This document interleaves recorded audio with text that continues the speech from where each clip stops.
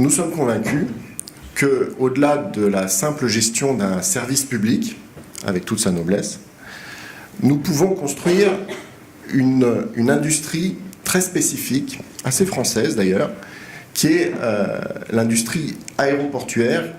Ça peut paraître un peu curieux d'avoir invité Aéroport de Paris à introduire ces rencontres, dans la mesure où nous avons un potentiel de développement interne à Paris suffisamment intéressant pour se demander pourquoi, au final, on transformerait le groupe en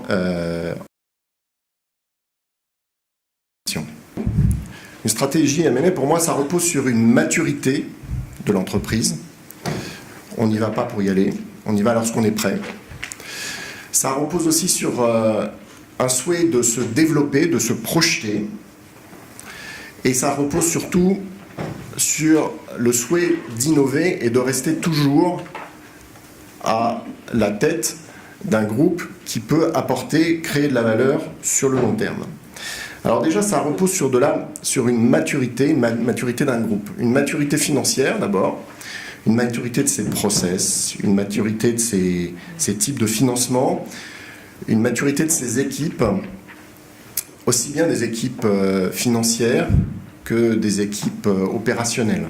Et donc dans notre stratégie M&A, nous sommes depuis 1 an et demi partis dans des politiques d'acquisition assez fortes de start-up qui vont nous aider à développer notamment toutes sortes de métiers. Nous avons en 2012 acquis 38% d'un groupe aéroportuaire turc, le groupe TAV.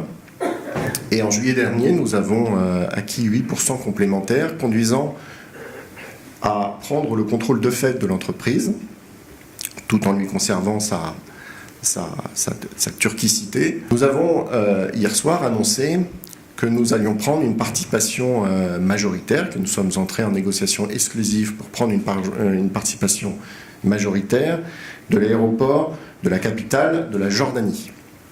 Cette stratégie de développement, elle s'accompagne nécessairement d'une stratégie aussi de M&A en termes d'innovation. Nous ne pouvons pas nous permettre de ne pas être dans la course à l'innovation